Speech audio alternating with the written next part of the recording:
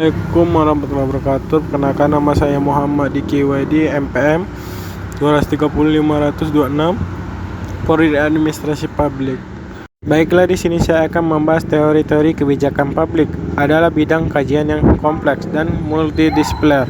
Dalam proses pembuatan kebijakan, berbagai teori digunakan untuk memahami dan menganalisa kebijakan tersebut. Berikut ini yang akan dibahas 10 teori kebijakan publik yang populer dalam analisis dan perumusan kebijakan publik.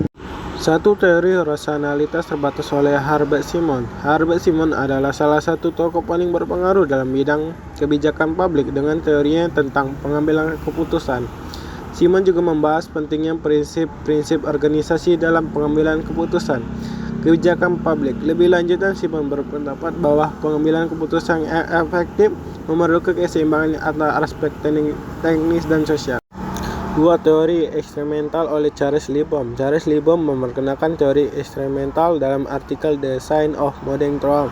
Pada tahun 1959, Libbom berargumentasi bahwa kebijakan publik seringkali berkembang melalui serangkaian keputusan kecil atau eksperimental dari perubahan besar. Tiga, teori pilihan publik oleh James Buchanan dan Gordon Tullock. Teori pilihan publik yang dipelopori oleh James Buchanan dan Gordon Tullock pada tahun 1962 mengasumsikan bahwa individu bertindak berdasarkan kepentingan pribadi mereka untuk memaksimalkan utilitasnya dalam konteks kebijakan publik. Teori ini menganggap pembuatan kebijakan sebagai rasional, pembuatan keputusan berdasar perhitungan keuntungan dan kerugian. 4, teori sistem oleh David Easton. David Easton memperkenalkan teori sistem dalam konteks kebijakan publik pada tahun 1965. Easton menggambarkan sistem politik sebagai suatu entitas yang menerima masukan input dari lingkungan eksternal berupa tuntunan dan dukungan, kemudian diproses oleh mekanisme internal sistem untuk menghasilkan keluaran output berupa kebijakan. 5, teori advokasi koalisi oleh Paul Sabatier. Paul Sabatier berkenal teori advokasi koalisi pada tahun 1998. Teori advokasi koalisi memberikan kerangka kerja yang komprehensif untuk memahami bagaimana perubahan kebijakan terjadi dalam konteks kompleks dan dinamis. Ini juga menekankan pentingnya pembelajaran adaptasi dalam proses pembuatan kebijakan. 6, teori jaringan kebijakan oleh Raudes mengenal teori jaringan kebijakan pada tahun 1997 dalam bukunya yang berjudul Understanding Government. Teori ini menganggap kebijakan sebagai hasil interaksi antara aktor yang terlibat dalam proses pembuatan kebijakan. Menurut Rhodes, jaringan kebijakan terdiri aktor-aktor sektor publik, swasta, dan masyarakat sipil yang berinteraksi dalam proses perumusan implementasi kebijakan. 7, teori ekologi kebijakan oleh Eric Hergen dan David Potter.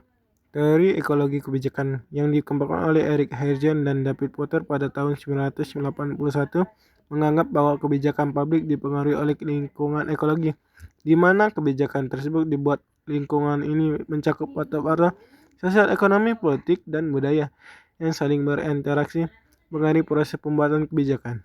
Teori konstruktivis sosial oleh Anne Saider dan Hele Ingram. Anne Saider dan Hele Ingram memperkenalkan teori konstruktivisme sosial pada tahun 1993. Teori ini menganggap bahwa realitas sosial termasuk kebijakan publik dibangun melalui interaksi sosial dan praksi kolektif. Menurut Saider dan Ingram, kebijakan publik tidak hanya dipengaruhi faktor-faktor objektif, tetapi juga oleh bagaimana masalah publik dipahami dan diarti oleh masyarakat.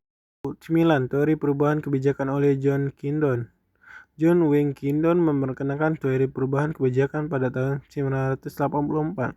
Kindon berpendapat bahwa pembuatan kebijakan memiliki peluang untuk mengubah kebijakan ketika terdapat masalah dalam kebijakan, ditemukan alternatif kebijakan, dan didukung oleh situasi politik. Teori memberikan wawasan tentang dinamika dan peluang dalam proses perubahan kebijakan.